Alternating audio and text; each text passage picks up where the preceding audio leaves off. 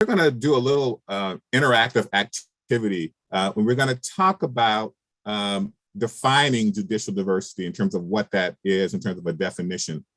Just as a point of reference, I looked at the National Center for State Courts. I talked to Edwin Bell, who is their diversity and inclusion, really leading the charge there, and looked at a number of law review articles and research papers around judicial diversity.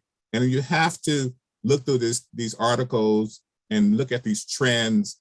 And what you see is complex. How diversity is defined, judicial diversity particularly defined, is a very, very complex thing.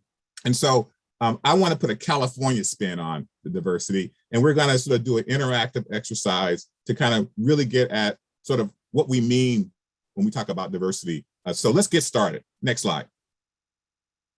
So as we go to the next slide, I think one of the things that we have to talk about when we talk about diversity is that it has to be in alignment with the mission and values of a given organization. These are really critical elements that the Judicial Council has set aside, set apart, and really defined in a strategic plan. Fairness and access are really cornerstones to the mission of the Judicial Council. And so as we begin to look at diversity and fairness, we really want to take our time to really look at, does it align with who we are, with our values as an organization, as a court system, as a justice system? What do we want that to look like? And what's our vision of what diversity might look like, judicial diversity? Next slide. So when we think about judicial diversity, we have to break away from the binary approach. Historically, it's been Black and white, or brown and white, or native and white. But we really want to be looking at diversity in much more complex ways, which I think we're doing here today. You know, we're moving beyond the binary approach to what we talk about when we talk about diversity. When I started in the field of diversity many, many years ago and working in this area, and continue that at the council, working on access and fairness issues, it was a very narrow approach. One of the things I want to go to the next slide is I want to ask you to do something. Next slide. And you're going to ask you to do something that's pretty simple. I want you just to write down on a sheet of paper in front of you, how do you define diversity? Just write down, how do you define diversity? And then on that, what words come to mind when you think about judicial diversity? In some ways, you got to be imaginative and be creative. What words come to mind? So I'm going to give you approximately 1 minute, because I know you've already been thinking about this, so it's going to go fairly quickly. So let's do it, give you 1 minute, and I'll be the timer on that 1 minute. Let's get started.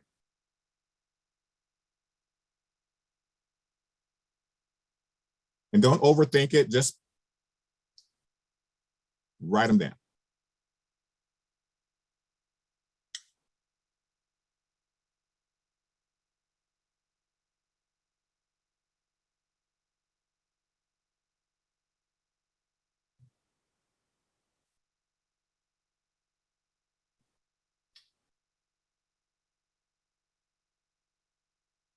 All right, another 15, 20 seconds.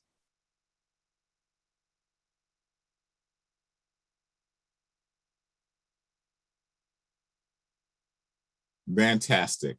So what I want you to do is, in the chat, I want you to put down, and don't look at what others have written down. I want you to put down, how would you define judicial diversity? Just put them in the chat. I want to populate that chat with how you define judicial diversity. You can write the statement, put it right in there. And I'll be tracking it.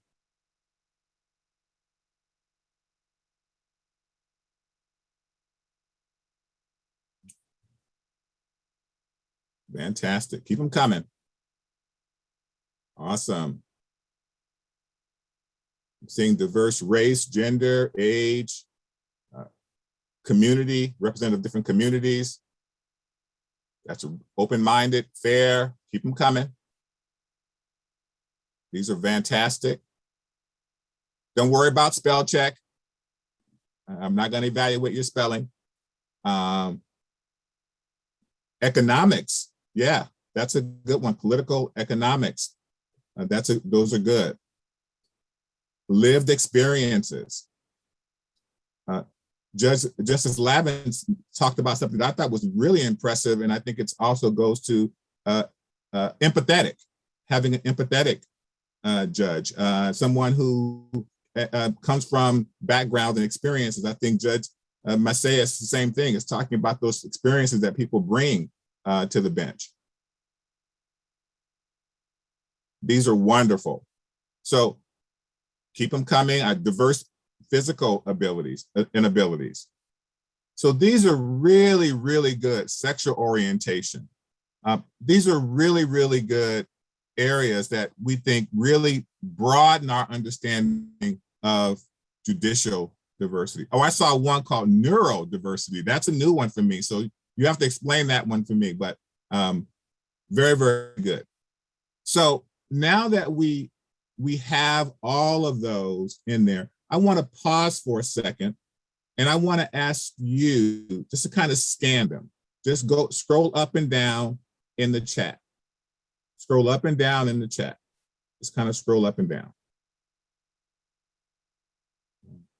And as you scroll up and down, I want you to think about if you had to sort of select one or two, what would be the one or two that you think, wow, that captures it? So I want you, and they could be the same ones, but I want you to kind of populate the chat with the one that you think, you know what, this really captures judicial diversity for me. Just kind of throw them in the chat. If you just scan it and just put them in there. They can be duplicates. Empathy, reflective, variety, family structure, background, gender, race, economics, inclusion. Awesome. You're doing really, really well here. I'm impressed. Mirror, mirror. I love that one. I think that idea of being reflective in your decision making, right? To be insightful, using your own experiences to pause before you make a decision. The kind of people that we're looking for in their ability to deliberate. So neurodiversity includes how the brain works. So there's different kind of perspectives on it. So what we created almost a glossary here of different words, phrases that really reflect diversity. So what we're going to do as staff is to take all of what you've come up with and come up with a draft working definition of what judicial diversity might look like. So this will be a working definition based on what you said here. One of the things about any definition, you heard of Webster's dictionary, it has his name on it. Now this will be the Judicial Diversity Dictionary. I mean, you'll have your own version of how it's defined, it's sort of a California perspective. So I want you to kind of think about this, and we're going to staff kind of shape it, and we'll add some words here and there, and we're going to sort of send that out to you, that you'll have a working definition of judicial diversity. It could be a paragraph, it might be a little bit longer, but hopefully it will help, and then you can kind of work on refining that definition for yourselves. So that was the exercise and the activity to really get you to kind of dig in and think about and reflect on the words and terms and phrases that really make up diversity. Next slide.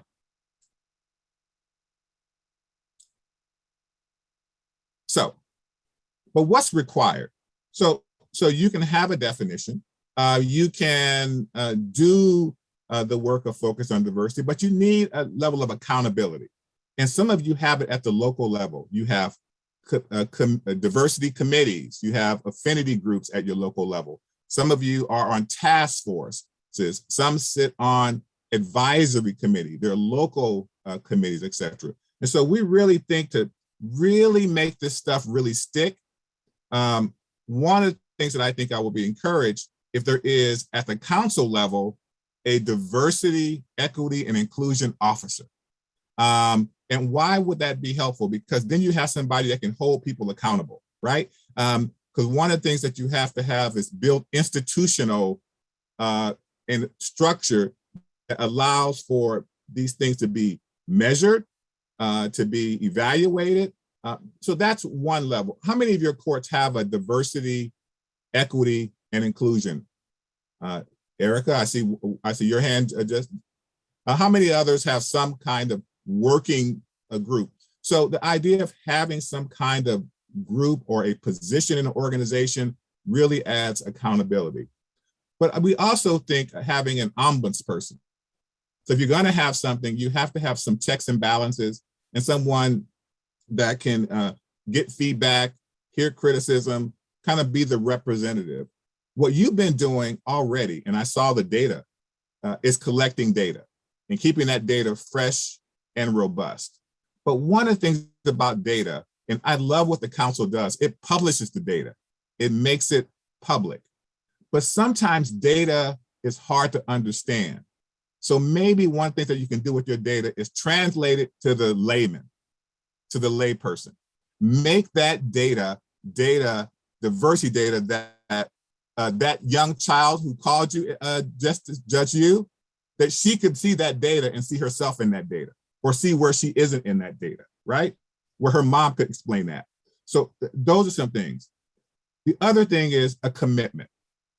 That if you're going to have a definition, you have to have a commitment to that definition.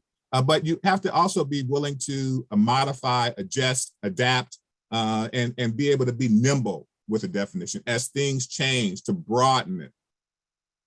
And lastly, this group has it, courage. I want to pause on that. Courage.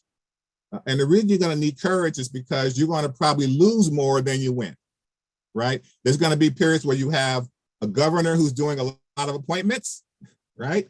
And you're going to get a governor who maybe shifts, right? I mean, there's going to be this ebb and flow, but you have to be able to keep pushing the governor, pushing the people in legislature, pushing those law schools, pushing those undergraduate programs and those high school and junior high school programs to really push them to keep this going. So here are some things that I want you to kind of think about as we move forward with this effort on diversity, equity, and inclusion, really broadening who's on the bench.